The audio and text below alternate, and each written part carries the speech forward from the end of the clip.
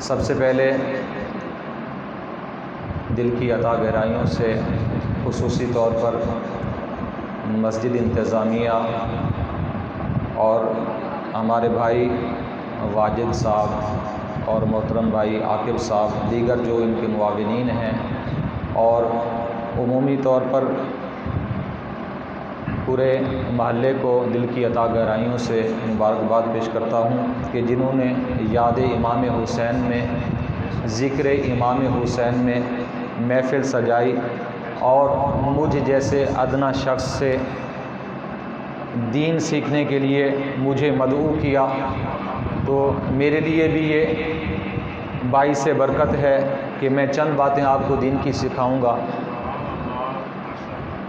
تو سب سے پہلے ایک بات ذہن میں رکھنی ہے، اکثر تو مجھے جانتے ہیں، شاید کچھ لوگ نہ جانتے ہوں کہ میں ایک ادنا سا فقیر سا بندہ ہوں، اور امام حسین رضی اللہ تعالی عنہ اہل بیت کے گھرانے کی جتنی نسبتیں ہیں، حتیٰ کہ میں اپنے آپ کو اتنا سا بھی نہیں سمجھتا کہ امام حسین رضی اللہ تعالی عنہ کے مبارک جوتوں کے ساتھ جو لگی ہوئی ذرات ہیں، لگے ہوئے مٹی کے، ان ذرات کا کروڑواں حصہ بھی اگر کیا جائے تو اس کی بھی بہت زیادہ قدر و قیمت ہے، لیکن اس فقیر کی نہیں۔ لیکن تعلق اور نسبت امام حسین رضی اللہ تعالی عنہ کے جوڑوں کے ساتھ ہے۔ ہم اہل بیت کے ادنا سے غلام کے بھی غلام، اس لیے لیکن ایک بات ذہن میں رکھنا کہ جو امام حسین رضی اللہ تعالیٰ عنہ کا غلام ہوتا ہے تو وہ کسی کا غلام نہیں بنتا۔ اس چیز پر مجھے فخر ہے کہ امام حسین رضی اللہ تعالیٰ عنہ کا جو سبق ہے، جو درس ہے، ایک شاعر نے فرمایا، اسلام کی متاع کو بچایا حسین نے، اپنے لہو سے پہرا بٹھایا حسین نے۔ اسلام کی متاع کو بچایا حسین نے، اپنے لہو کا پہرا بٹھایا حسین نے۔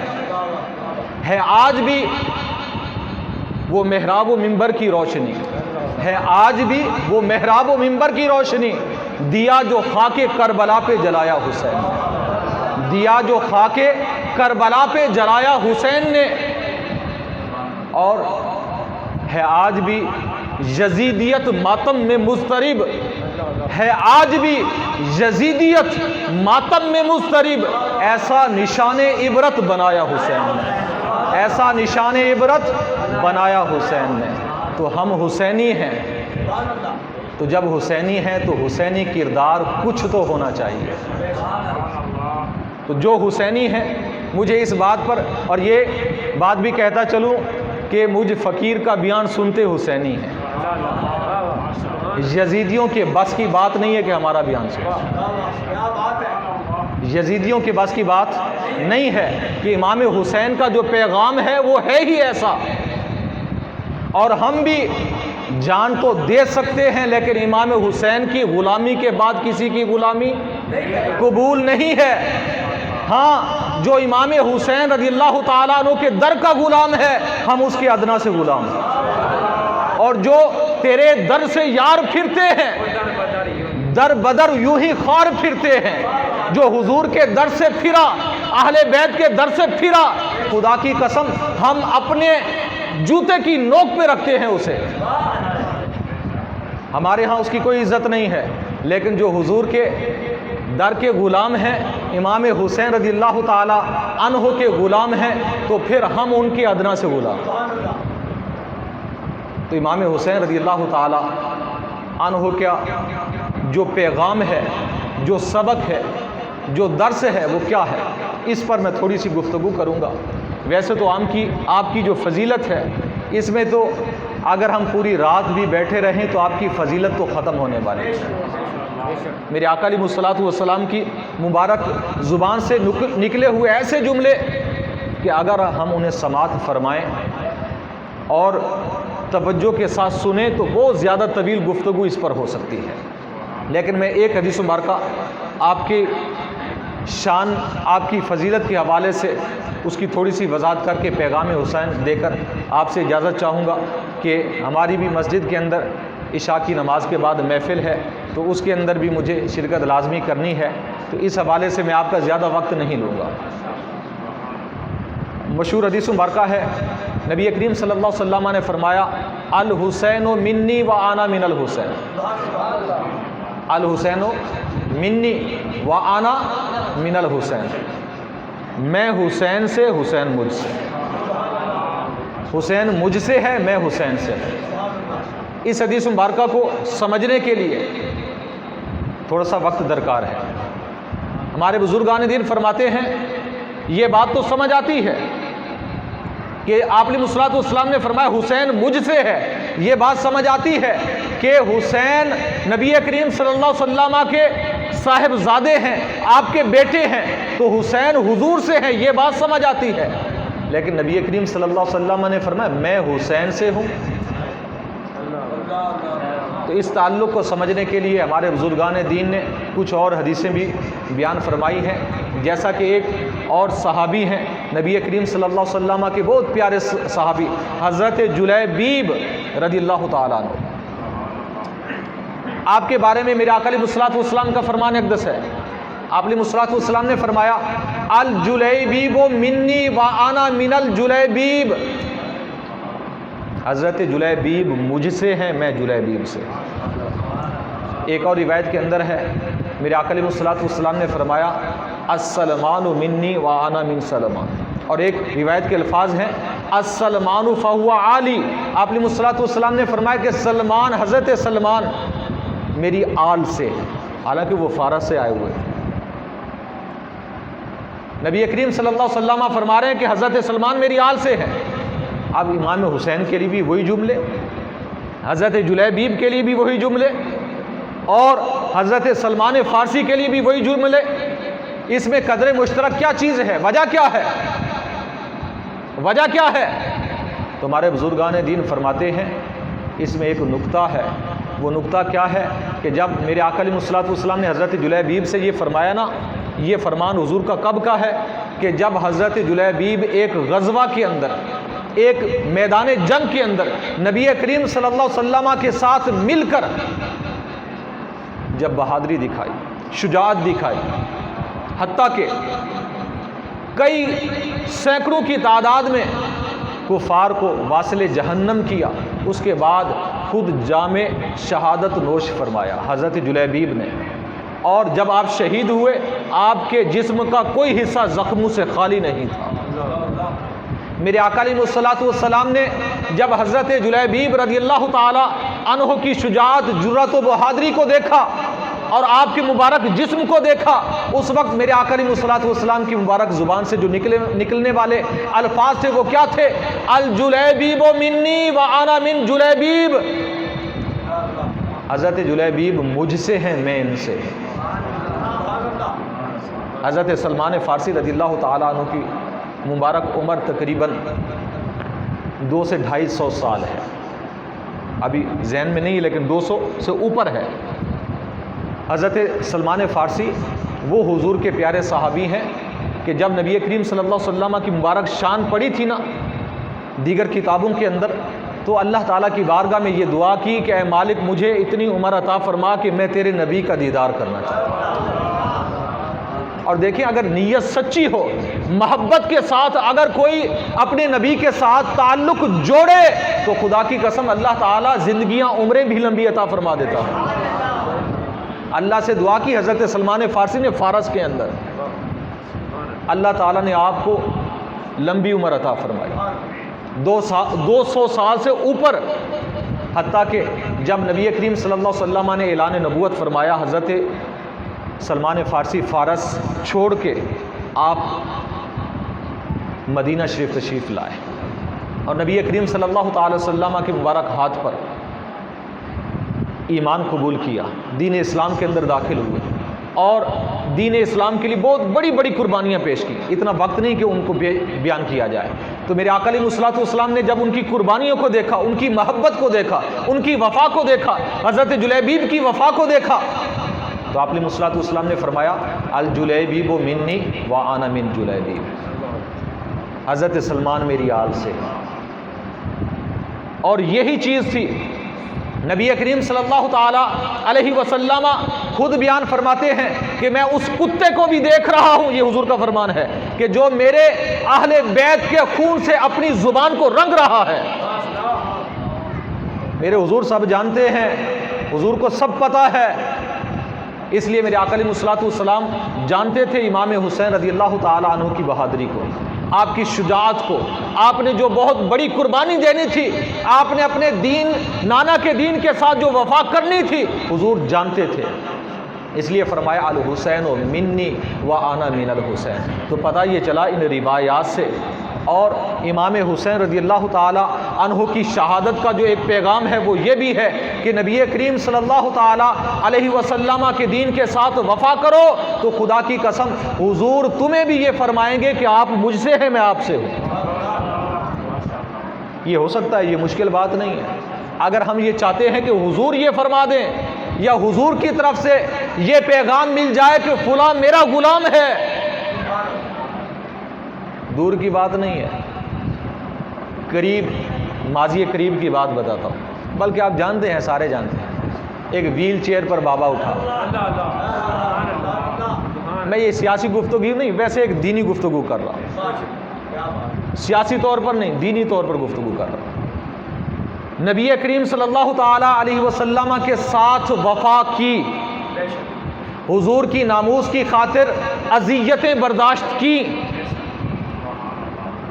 اللہ کا پیغام لے کر اٹھے، حضور کا پیغام لے کر اٹھے. اللہ نے اتنی عزتیں دنیا میں عطا فرمائی، اتنی عزتیں عطا فرمائی، خدا کی قسم آج دنیا کے اندر بڑی بڑی سیاسی جماعتیں ہیں، بڑے بڑے لیڈر موجود ہیں، کوئی کسی پر جان قربان کرنے کے لیے تیار نہیں ہے. ان پر تو لوگ جانیں قربان کرنے کے لیے تیار ہیں. وجہ کیا ہے؟ وجہ کیا ہے؟ حضور کے دین کے ساتھ وفا.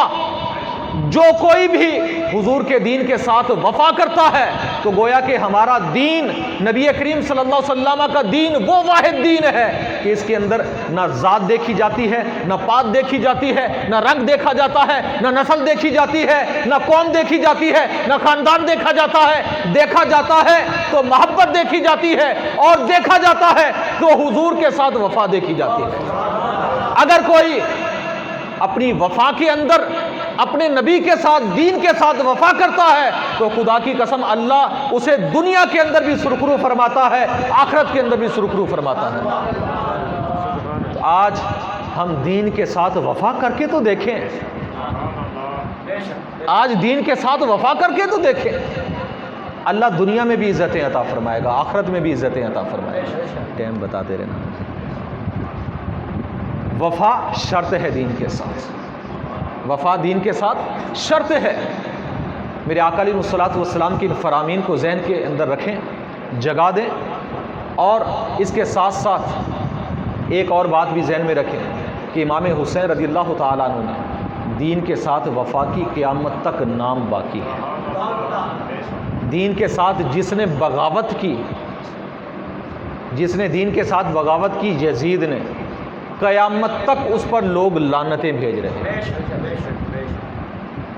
یزید کے حمایتی آج بھی کم ہیں، قلیل ہیں، کدو کا آج بھی ہیں یزید کے حمایتی، کردار کے اندر بھی، گفتار کے اندر بھی ہیں، لیکن بہت قلیل. لیکن امام حسین رضی اللہ تعالی عنہ کے نام پر لوگ جانیں دینے کے لیے بھی تیار ہیں. وجہ کیا ہے؟ دین کے ساتھ وفا، اللہ رسول کے ساتھ وفا. اگر ہم بھی وفا کریں گے تو ہماری وفا کا تو عالم یہ ہے، میں آپ کی بات نہیں کرتا، میں اپنی بات کرتا ہوں، آپ شاید ناراض ہی ہو جائیں. آج ایک مولوی کو دیکھیں، اگر کسی مسجد میں ڈیوٹی دے رہا ہے، اچھا حالانکہ دیکھی جائے تو تنخواہ بھی کچھ نہیں ہے. ہمارے استاد صاحب فرمایا کرتے تھے کہ جو مولوی دنیا دار ہے، آخرت کی سوچ نہیں ہے، وہ دنیا کے اندر بھی ذلیل ہوتا ہے، آخرت میں بھی ذلیل ہوتا ہے۔ نہ آخرت نہ دنیا۔ دنیا اس لیے ہی نہیں، تنخواہ 15 سے 20 ہزار، اور اس 15 سے 20 ہزار کے چکر میں دین کے ساتھ وفا نہیں کی تو آخرت بھی تباہ۔ تو ایسے مولوی سے پھر جیل رہنا ٹھیک ہے؟ اصل شرط ہے دین کے ساتھ وفا۔ تو مولوی ہو، حضور کے منبر پر بیٹھنے والا ہو، ڈرے کمیٹی والوں سے، ڈرے علاقے کے وڈیرے سے، ڈرے علاقے کے سرداروں سے کہ کہیں میں نے حق بات کہی تو یہ مجھ سے ناراض نہ ہو جائے۔ اگر ہم عوام کو راضی کرنے کی کوشش کریں گے تو عوام کبھی راضی نہیں ہوتی۔ رب کو راضی کرنے کی کوشش کریں، جب راضی رب ہے تو سارا جگ راضی ہو جائے گا۔ امام حسین نے یہ سبق دیا ہے، درس دیا ہے۔ اپنے رب کو راضی کرنے کی کوشش کریں، اللہ کے رسول کو راضی کرنے کی کوشش کریں۔ اللہ رسول اگر راضی ہیں، خدا کی قسم پھر کوئی پریشانی نہیں ہے۔ اگر اللہ رسول ناراض ہیں تو کوئی راضی ہو ہی نہیں سکتا۔ اللہ رسول ناراض تو کوئی دنیا میں راضی نہیں ہو سکتا، اور کوئی ہمارا مخلص نہیں ہو سکتا۔ یہ بات ذہن میں رکھنی ہے۔ اور اس کے علاوہ امام حسین رضی اللہ تعالی عنہ نے جو ایک پیغام دیا، آپ رضی اللہ تعالی عنہ شہادت کا وقت قریب ہے، اور جب آپ کی شہادت ہوئی، آپ دنیا سے جانے لگے، جب آپ کی گردن پر خنجر سے وار کیا گیا، تلوار سے وار کیا گیا، اس وقت آپ کا سر اٹھا ہوا تھا، حقیقت میں اٹھا ہوا تھا، اور اللہ کے سامنے جھکا ہوا تھا۔ یزید کے سامنے نہیں جھکا، رب کے سامنے جھکا ہوا ہے۔ پیغام کیا دیا نانا کی امت کو؟ پیغام کیا دیا نانا کی امت کو؟ پیغام یہ دیا، اے میرے نانا کی امت، میں اپنی جان قربان کر کے، اپنے خاندان والوں کو قربان کر کے، اپنا ننھا بیٹا علی اصغر قربان کر کے، اپنے نانا کی امت کو یہ پیغام دے کر جا رہا ہوں کہ اللہ کے حضور اتنا زیادہ جھکتے رہنا حتیٰ کہ جب بھی تمہاری موت آئے تمہارا سر سجدے میں جھکا ہوا ہونا چاہیے۔ جب بھی تمہاری موت آئے تمہارا سر سجدے میں جھکا ہونا چاہیے۔ تو ہم نے کبھی یہ سوچا ہے، کبھی فکر کی ہے کہ اللہ کے حضور اتنا جھکے، اگر اچانک موت آ بھی جائے تو ہمارا سر سجدے میں ہو، سر سجدے میں ہو۔ یہ پیغام ہے امام حسین کا۔ اگر کوئی امام حسین کے ساتھ محبت کا دعویٰ کرتا ہے لیکن نماز نہیں پڑھتا تو دعویٰ جھوٹا ہے۔ اس دعوے کو سچا بنائیں، غلامی حسین کو سچا بنائیں، سچی غلامی حسین ہو۔ امام حسین رضی اللہ تعالی عنہ نے تلواروں کے سائے میں نماز نہیں چھوڑی اور باجماعت ادا کرتے رہے ہیں، خدا کی قسم۔ آج ہمارے پیر میں کانٹا چبھ جائے نماز نہیں پڑھتے۔ آج ایک کیڑا کاٹ لے، ایک کیڑا، ہم نمازیں چھوڑ دیتے ہیں۔ تھوڑا سا بہانہ مل گیا، جی کپڑے خراب ہے، نماز چھوٹ گئی۔ نمازیں ساری زندگی ہم نمازیں نہیں پڑھتے، اللہ کے حضور جھکنے کے لیے تیار نہیں ہے۔ تو پھر امام حسین رضی اللہ تعالی عنہ قیامت میں یہ نہیں فرمائیں گے یہ میرے غلام ہیں، امام حسین فرمائیں گے نہیں، میرے غلام نہیں ہیں یہ۔ اگر ہم یہ چاہتے ہیں قیامت کے میدان میں اللہ کے حضور، نبی کریم صلی اللہ علیہ وسلم کے حضور اگر سرخرو ہونا چاہتے ہیں اور یہ چاہتے ہیں کہ حضور یہ فرمائے یہ میرا امتی، یہ میرا غلام ہے، تو پھر دنیا کے اندر نماز کو اپنانا ہوگا، حضور کے دین کے ساتھ وفا کرنی ہوگی۔ یار کم از کم نماز کی ساتھ تو وفا کر لیں، اور تو ویسے بھی ہمارے سارے کام دنیا کے لیے ہیں، کم از کم 5 وقت کچھ وقت نکال کے اللہ کے حضور جھک جایا کریں۔ ایک اور پیغام جو امام حسین رضی اللہ تعالیٰ نے دیا اور امام حسین کے گھر والوں نے دیا، اہل بیت کا جو پیغام ہے، میدان جنگ میں سب جانتے ہیں امام حسین رضی اللہ تعالیٰ عنہ کے ساتھ مستورات بھی تھی، پاک بیبیاں بھی موجود تھیں، سب جانتے ہیں نا۔ کوئی ایک بتا دے جو روایات کے اندر آئے۔ ہاں یہ شیعوں کی بات میں نہیں کر رہا، ان کی کتابوں میں لکھا ہوا ہے، بلکہ ان کے اشعار جب ماتم زد و کوب وہ کر رہے ہوتے ہیں تو اس کے اندر کہہ رہے ہوتے ہیں کہ ان کے سروں سے دوپٹے اٹھ گئے، یہ وہ، یہ ساری غلط، ایسی کوئی روایت نہیں، یہ شیعوں کا عقیدہ ہے۔ کوئی ایسی روایت موجود نہیں ہے خدا کی قسم. جو صحیح روایات موجود ہیں، پاک بیویوں نے پردہ نہیں چھوڑا، ان کے سر سے دوپٹہ ہٹا نہیں، باقاعدگی کے ساتھ پردے میں رہیں. حالت جنگ ہے، کیا ہے؟ حالت امن نہیں ہے، حالت جنگ میں بھی حضور کا گھرانہ وہ پاک گھرانہ ہے، پردہ نہیں چھوڑ رہا. نبی کریم صلی اللہ علیہ وسلم کا گھرانہ وہ گھرانہ ہے، پردہ نہیں چھوڑ رہا. لیکن آج ہمارے حالات کیا ہیں؟ ہم حالت امن میں ہیں. ابھی ہم جس دور سے گزر رہے ہیں، یا ہم جس بستی میں، جس شہر میں رہ رہے ہیں، ہم حالت امن میں ہیں کہ حالت جنگ میں ہیں؟ آپ سے سوال ہے یہ. حالت امن میں ہے نا. تو ہم کتنا پردہ کرتے ہیں؟ ہماری مائیں بہنیں کتنا پردہ کرتی ہیں؟ ہم کتنے پردے کے پابند ہیں؟ یہ قرآن و حدیث کا حکم ہے، قرآن حدیث کا حکم ہے. پردہ کرنا مسلمان عورت پر فرض اور ضروری ہے. حتیٰ کہ یہاں ایک مجھے مسئلہ ذہن میں آ گیا، بتاتا چلوں کہ اکثر ہماری مائیں بہنوں کو بھی اس چیز کا پتہ نہیں ہوتا، مردوں کو بھی اس چیز کا پتہ نہیں ہے. فقہ کی تمام کتابوں کے اندر یہ مسئلہ لکھا ہوا ہے. اگر عورت کسی ایسی جگہ پر موجود ہے کہ جس جگہ پر نامحرم مرد موجود ہیں، محرم وہ مرد ہوتے ہیں کہ جن کے ساتھ دائمی طور پر نکاح نہیں ہو سکتا، جیسا کہ بھائی ہے، بھتیجا ہے، بھانجا ہے، ماموں ہے، ان کے ساتھ نکاح نہیں ہو سکتا، چچا ہے، یعنی یہ جو رشتے ہیں ان کے ساتھ ہمیشہ کے لیے نکاح حرام ہے. یہ محرم ہوتے ہیں. جن کے ساتھ نکاح ہو سکتا ہے وہ نامحرم ہوتے ہیں.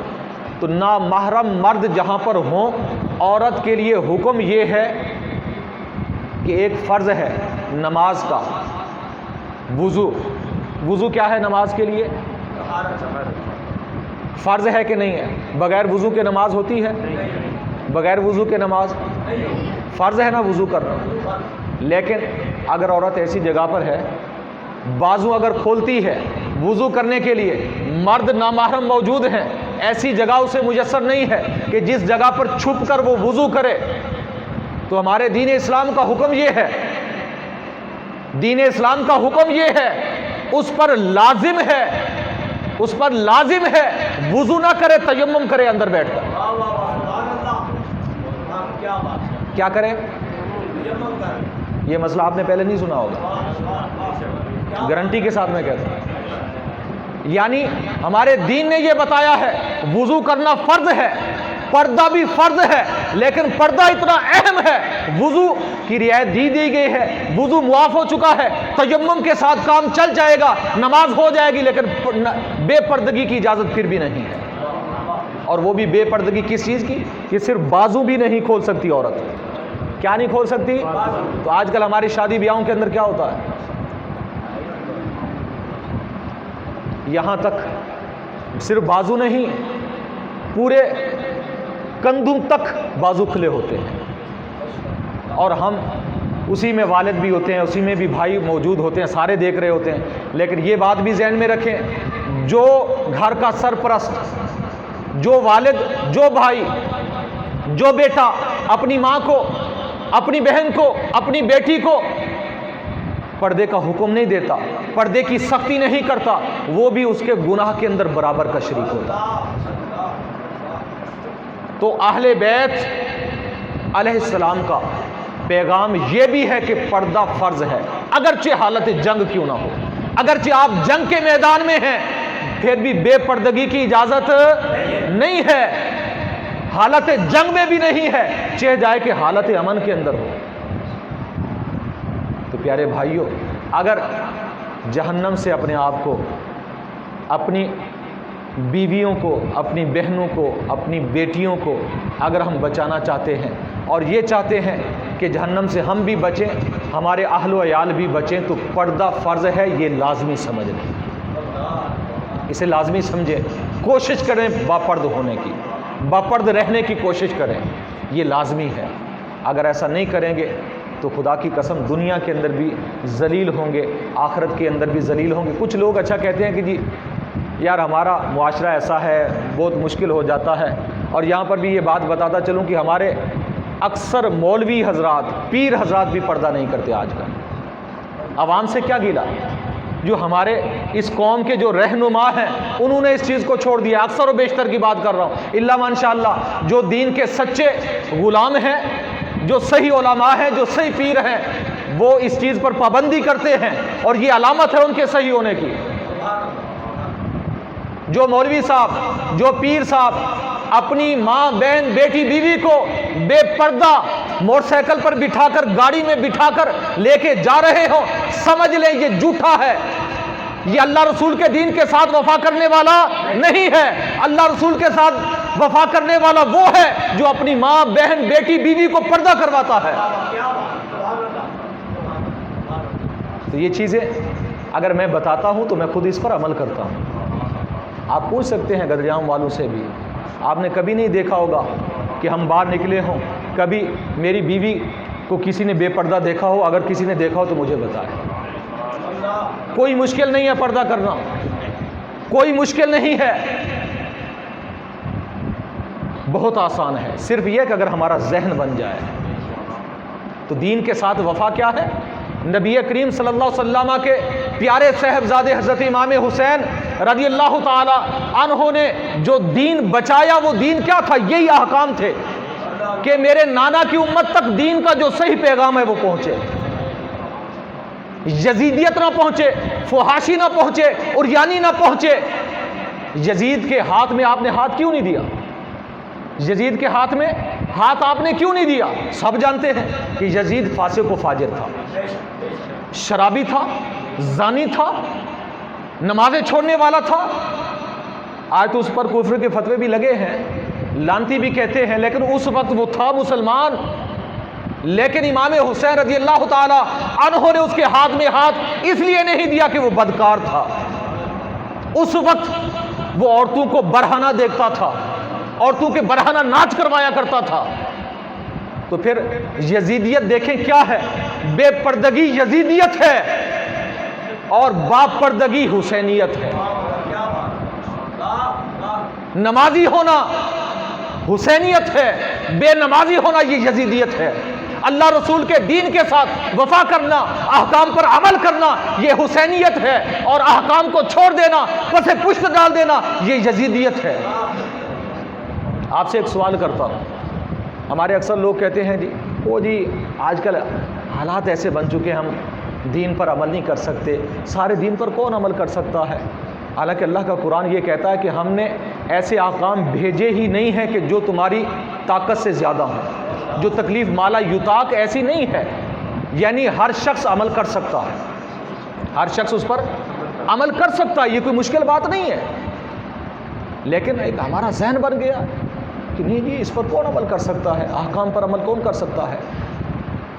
اپنی طرف سے پھر ہم اس میں دین کے اندر اضافہ بھی کرتے ہیں، اپنی طرف سے دین پر بحث و مباحثہ بھی کرتے ہیں. ابھی ہم نماز عشاء پڑھیں گے. نماز عشاء کے فرض کتنے ہیں؟ 4 ہیں نا. اگر ہم 6 پڑھیں ہو جائیں گے؟ 6 فرض پڑھیں ہو جائیں گے؟ کیوں نہیں ہوں گے؟ نماز ہی پڑھی ہے نا. اس میں قرات ہوگی، سجدے میں جائیں گے، سبحان ربی الاعلیٰ پڑھیں گے، سبحان ربی العظیم پڑھیں گے، اللہ کی تسبیح پڑھیں گے، اللہ کی پاکی بیان کریں گے، سجدہ کریں گے، رکعتیں اضافی 2 ہو جائیں گی. عبادت ہے نا نماز پڑھنا. 4 کی جگہ اگر 6 پڑھیں قبول کیوں نہیں ہے؟ قبول کیوں نہیں ہے؟ کہ اللہ کا حکم 4 کا ہے، 6 کا نہیں ہے. اللہ کا حکم کس کا ہے؟ 4 کا ہے، 6 کا نہیں ہے. اپنی طرف سے اضافہ، اپنی طرف سے دین کے اندر کمی، یہ یزیدیت ہے. فرما برداری کس چیز کا نام ہے؟ اللہ نے حکم دیا 4 پڑھنی ہے تو 4 ہی پڑھنی ہے. اللہ نے اگر حکم دیا ہے، حضور نے اگر 4 کا حکم دیا تو 4 ہی ہیں، اس سے زیادہ بھی نہیں ہے، اس سے کم بھی نہیں. یعنی جو اللہ رسول نے احکام دیے ہیں وہی دین ہے، وہی ایمان ہے، وہی اسلام ہے. اس سے نہ آگے ہو سکتے ہیں نہ ہم پیچھے ہو سکتے ہیں. تو پیارے بھائیوں، بزرگوں، نوجوانوں، یہ پیغام حسین تھا. 2 چیزیں یہ ہو گئی. تیسری چیز بھی بتاتا چلو. ایک پیغام حسین کیا ہے؟ موت سامنے ہو نماز نہیں چھوڑنی، موت سامنے ہے نماز نہیں چھوڑنی، حالت جنگ میں ہیں تب بھی پردہ نہیں چھوڑنا۔ اور تیسرا پیغام کیا ہے امام حسین رضی اللہ تعالیٰ عنہ؟ کہ امام حسین رضی اللہ تعالیٰ عنہ کی جب مبارک گردن آپ کے مبارک جسم سے جدا ہو چکی اور نیزے پر اٹھا کر جب دمشق کے بازار سے گزر رہے تھے، اب اتنا وقت نہیں ہے کہ میں اس کی تفصیل میں جاؤں، اور یہ صحیح روایات ہیں، اگر کسی کو حوالہ چاہیے تو میں حوالہ دوں گا، یہ صحیح حدیث عمر کا یہ روایات موجود ہیں۔ دمشق کے بازار سے آپ نے سورہ کاف کی کچھ آیتوں کی تلاوت کی۔ امام حسین رضی اللہ تعالیٰ عنہ کا مبارک سر کس پر ہے؟ نیزے پر، قرآن مجید کی تلاوت کر رہے ہیں۔ یہاں سے یہ بھی ثابت ہوا کہ جو اللہ کے راستے میں شہید ہوتے ہیں وہ زندہ ہوتے ہیں۔ اللہ کا قرآن کہہ رہا ہے، یار میں نہیں کہہ رہا، اللہ کا قرآن کہہ رہا ہے۔ جو آیت کریمہ پڑھی تھی لا تحسبن الذین قتلوا فی سبیل اللہ امواتا، اللہ فرماتا ہے انہیں مردہ گمان بھی نہ کرو، مردہ کہنا تو دور کی بات ہے، انہیں مردہ گمان بھی نہ کرو، لا تحسبن، گمان بھی نہ کرو ان کے مردہ ہونے کا، کہ جو اللہ کے راستے میں قتل کیے جائیں، قتلوا فی سبیل اللہ بل احیاء، اللہ فرماتا ہے بلکہ وہ تو زندہ ہیں، عند ربہم یرزقون، اپنے رب کے پاس انہیں رزق بھی ملتا ہے۔ یہ اللہ کا قرآن ہے، کسی مولوی پیر کی بات نہیں ہے، پتہ یہ چلا اللہ کے قرآن سے اور امام حسین کے پاک کردار سے یہ پتہ چلا کہ جو اللہ کے راستے میں قتل کیے جاتے ہیں وہ شہید ہوتے ہیں اور شہید زندہ ہوتے ہیں۔ تو امام حسین رضی اللہ تعالیٰ عنہ نے یہ پیغام دیا ہے کہ اگرچہ قرآن کے ساتھ تعلق اپنا اتنا مضبوطی کے ساتھ جوڑو، قرآن اتنا تمہیں یاد ہو، قرآن کے ساتھ اتنا تعلق مضبوط ہو تمہارا، اگر تمہاری گردن جدا بھی ہو جائے تب بھی قرآن کا رشتہ ناتا ختم نہ ہو، تمہاری زبان سے قرآن کی تلاوت پھر بھی ختم نہ ہو۔ یہ ایک تیسرا پیغام، اور بھی پیغام ہے، وقت نہیں ہے اتنا۔ یہ کون سا پیغام ہے؟ تیسرا پیغام۔ آج ہماری حالت کیا ہے؟ پہلے تو ہم قرآن یاد ہی نہیں کرتے۔ پہلی بات تو یہ ہے کہ ہم قرآن یاد کرنے کے لیے تیار نہیں ہیں۔ یاد کر لیں، کتنے حافظ قرآن ہیں قرآن نہیں آتا، کتنے لوگ ہیں جنہوں نے کچھ صورتیں یاد کی تھی بھول گئے۔ یعنی ہمارا قرآن کے ساتھ تعلق دیکھیں کیسا عجیب ہے، اور پھر ہم دعویٰ کرتے کہ ہم امام حسین کے غلام ہیں۔ امام حسین کے اگر ہم غلام ہوتے تو کم از کم زندگی میں جو قرآن یاد کیا تھا وہ تو یاد رہتا۔ ہمارے نام کے ساتھ لکھا ہوا ہے حافظ قرآن، لیکن قرآن پڑھنا ہمیں آتا نہیں ہے، قرآن بھول چکے ہیں ہم۔ اور یہ یاد رکھیں قرآن مجید کو بھولنا یہ کتنا بڑا گناہ ہے۔ قرآن کے اندر ذکر ہے، سورہ طٰہٰ کی آیت نمبر 12 ہے، وَمَنْ أَعْرَضَ عَنْ ذِكْرِي، یہ آیت پڑھیں، اس کا ترجمہ جا کر گھر میں پڑھ لینا، میرے پاس اتنا وقت نہیں ہے۔ اللہ تعالیٰ فرماتا ہے کہ جس نے قرآن کو بھلا دیا قیامت کے میدان میں ہم نابینا اسے اٹھائیں گے۔ علامہ صاحب آ جائیں، مہربانی۔ اللہ تعالیٰ فرماتا ہے قرآن کے اندر جس نے قرآن یاد کیا اس کے بعد بھلا دیا قیامت کے میدان میں نابینا اٹھایا جائے گا، یہ اسے سزا ملے گی۔ اور ایک حدیث مبارکہ کے اندر ہے، آپ نے صلی والسلام نے فرمایا کہ قیامت کے میدان میں جب آئے گا کوڑھ کی بیماری اسے لگی ہوگی جس نے قرآن بھلا دیا ہے۔ کس کی بیماری؟ کوڑھ کی بیماری۔ اعلیٰ حضرت علیہ رحمہ فتاوی رضویہ کے اندر اور مولانا امجد علی اعظمی بحر شریعت کے اندر، یہ اردو کی کتابیں آپ بھی دیکھ سکتے ہیں، لکھا ہوا ہے یہ مسئلہ کہ جس نے ایک آیت بھی قرآن کی بھلا دی گناہ کبیرہ کیا ہے، اس نے گناہ کبیرہ کا ارتکاب کیا ہے۔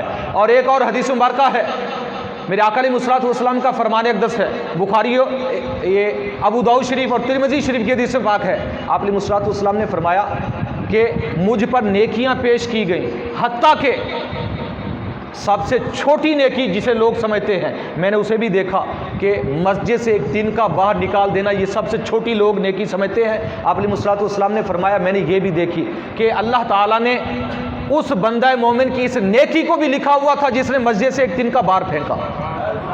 اور ساتھ ہی فرمایا آپ علیہ الصلوۃ والسلام نے مجھے گناہ بھی دکھائے گئے، لوگوں کے گناہ بھی پیش کیے گئے۔ آپ علیہ الصلوۃ والسلام نے فرمایا میں نے اس سے بڑھ کر کوئی اور گناہ نہیں دیکھا کہ جس نے قرآن پڑھا اور اس کے بعد قرآن کو بھلا دیا۔ آپ علیہ الصلوۃ والسلام فرماتے ہیں کہ اس سے بڑھ کر میں نے کوئی بڑا گناہ نہیں دیکھا کہ جس نے قرآن پڑھا اور پھر قرآن کو بھلا دیا۔ تو امام حسین رضی اللہ تعالیٰ عنہ کا پیغام کیا ہے؟ قرآن جتنا پڑھنا ہے اتنا یاد رکھو۔ اچھا، اگر کوئی قرآن نہ پڑھے، قبلہ علامہ صاحب بھی موجود ہیں، یہ بھی مسئلہ جانتے ہیں، میری تائید کریں گے کہ اگر کوئی قرآن کا حافظ نہ بنے گناہ گار نہیں ہے، ایسے بات، اگر کوئی حافظ قرآن نہیں بنتا گناہ گار نہیں ہے، لیکن حافظ بننے کے بعد بھلا دے تو بہت بڑا گناہ گار ہے۔ کیا ہے؟ بہت بڑا گناہ گار ہے۔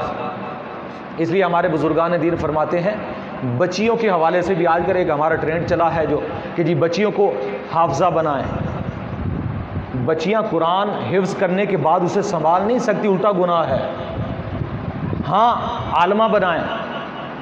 میرے آقا علیہ الصلوۃ والسلام نے جو فرمایا سورہ نور ہے، اور اس کے علاوہ کچھ اور صورتیں آپ علیہ الصلوۃ والسلام نے جو بیان فرمائی مخصوص صورتیں ہیں، وہ ان کی تعلیم دے آپ علیہ الصلوۃ والسلام نے فرمایا، ان کے احکام بتائیں، جو ضروری مسائل ہیں وہ بتائیں، وہ سکھائیں، یہ حکم ہے۔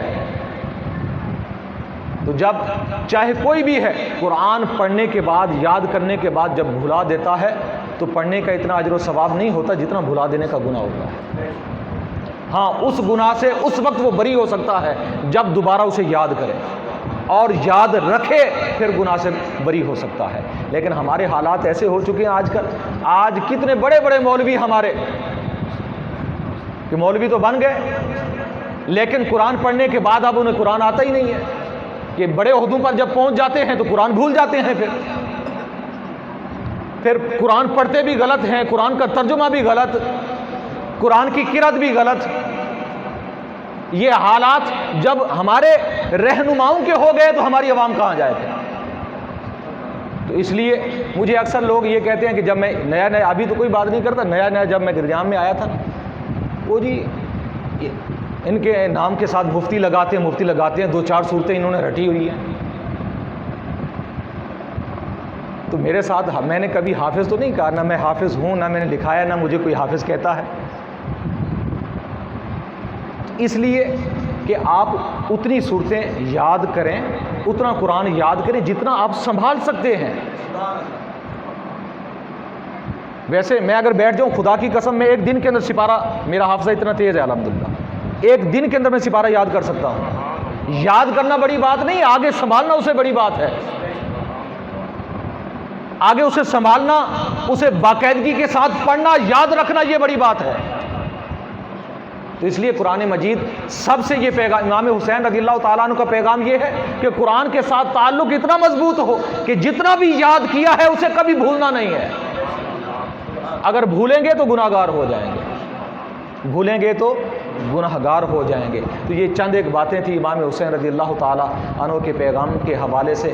اللہ تعالیٰ کی بارگاہ میں دعا ہے نبی کریم صلی اللہ علیہ وسلم کے وسیلہ سے ہم سب کو دین کی صحیح سمجھ عطا فرمائے، آپ علیہ الصلوۃ والسلام کے نقش قدم پر چلنے کی توفیق عطا فرمائے، اہل بیت کا ہمیں سچا غلام بنائے، آمین بجاہ النبی الامین وما علیہ الا البلاغ المبین۔